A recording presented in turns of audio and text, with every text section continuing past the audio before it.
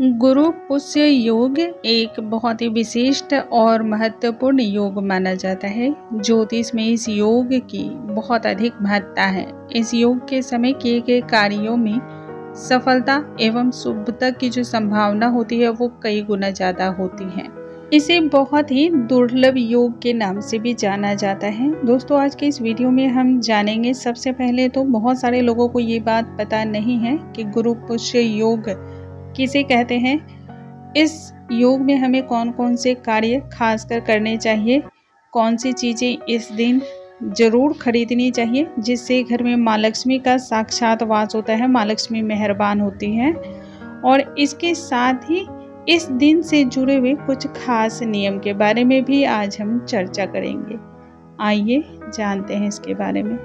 नमस्कार दोस्तों, कैसे हैं आप सभी। उम्मीद करती हूँ आप सभी स्वस्थ होंगे, सुरक्षित होंगे और आप सभी को उत्तम भविष्य की कामना करते हुए आज का ये वीडियो स्टार्ट करती हूँ। दोस्तों, ज्योतिष शास्त्र में गुरु पुष्य योग को सिद्ध मुहूर्त माना जाता है। इस दिन यदि आप किसी भी चीज़ की खरीदारी करते हैं तो इससे आपकी धन संपत्ति जो है ना आए दिन बढ़ती जाती है और घर में तरक्की भी इससे होती है।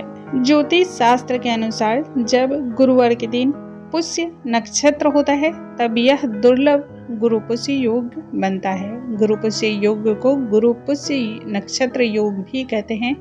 यह बड़ा ही फलदायी होता है।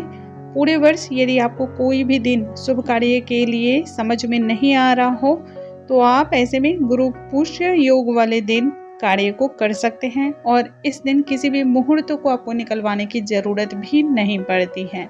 इस दिन विशेषकर माँ लक्ष्मी की पूजा की जाती है। माँ लक्ष्मी की पूजा प्रार्थना के लिए प्रातःकाल आप नित्य क्रिया से निवृत्त होकर स्नान आदि कर लें और उसके बाद माँ लक्ष्मी का ध्यान करें। मन ही मन उनके मंत्रों का जाप करते हुए माँ लक्ष्मी की कोई भी प्रतिमा या फोटो रख लें।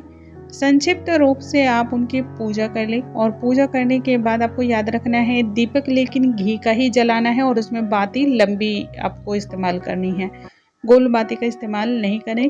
खासकर इस दिन श्री सूक्त का पाठ यदि करते हैं तो इससे माँ लक्ष्मी बहुत जल्द प्रसन्न होती हैं और ये बहुत ही शुभ फलदायी भी माना जाता है। लक्ष्मी जी की यदि आप इस दिन पूजा करते हैं, उपासना करते हैं तो इससे आपको जो है ना बहुत अधिक इसमें फायदे होते हैं। इस दिन सोना खरीदना बहुत अधिक फलदायी होता है, ये बहुत ही शुभ माना जाता है। लेकिन सोने की बढ़ती हुई महंगाई को देखते हुए यदि आप सोना ना भी खरीद पाएँ तो दुखी होने की ज़रूरत बिल्कुल नहीं है।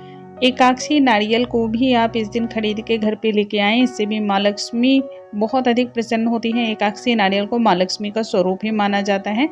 यदि आप घर में एकाक्षी नारियल लाते हैं तो इससे आपके व्यापार में बहुत ही दिन दूनी रात चौगुनी तरक्की होती है। इसके अलावा आप इस दिन गुरु पुष्य के नक्षत्र पर शंख पुष्पी का जो पुष्प होता है उसकी जड़ भी आप घर में लेकर आएं, इससे भी माँ लक्ष्मी प्रसन्न होती है। क्योंकि माना जाता है कि शंख पुष्प की जो जड़ होती है उसमें माँ लक्ष्मी का वास होता है। इस जड़ को गंगा जल से आप अच्छी तरह से धो लें, उसके बाद विधि विधान से आप इसकी पूजा अर्चना कर लें। उसके बाद आपको इसको एक चांदी की डिब्बी में रखनी है या फिर जहाँ पर भी आप धन रखते हो वहाँ पर आप इस जड़ को रखें।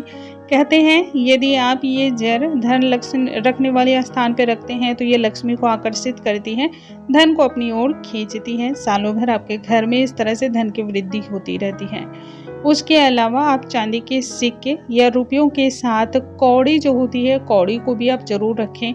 कौड़ियों की आपको हल्दी से पूजा कर लेनी है और पूजा करने के बाद ही आप इसे तिजोरी में रखें। ऐसा करने से भी तिजोरी हमेशा पैसों से भरी रहती है, घर में हमेशा समृद्धि का वास होता है। इस दिन विशेषकर आप यदि और कोई भी चीज़ें नहीं खरीद पा रहे हों तो ऐसे में आपको हल्दी अवश्य खरीदना चाहिए। हल्दी बहुत ही शुभ भी होता है और चूँकि बृहस्पति का ये प्रतीक भी है, हल्दी विष्णु भगवान का बहुत ही प्रिय है, तो आप ऐसे में हल्दी खरीदें, इससे आपके भाग्य में वृद्धि होती है। चने की दाल यदि आप इस दिन खरीदते हैं तो इससे भी आपकी सुख और समृद्धि में बढ़ोतरी होती है। गुरु ग्रह की पूजा में चने की दाल का उपयोग भी किया जाता है, इसका भोग भी भगवान विष्णु को हम लगाते हैं। हल्दी और चने की दाल के अलावा पीले रंग के वस्त्र, पीतल के कोई भी आप बर्तन खरीद सकते हैं या फिर आप शुद्ध घी जो गाय का होता है वो भी आप उस दिन खरीद सकते हैं, इसे भी बहुत शुभ माना जाता है। तो दोस्तों मुझे उम्मीद है आज की ये जानकारी आप सभी को बहुत अधिक पसंद आई होंगी। ऐसी और भी जानकारियों के लिए हमारे चैनल पे बने रहें। अगले वीडियो में एक नई जानकारी के साथ फिर से मिलूंगी, तब तक के लिए नमस्कार दोस्तों।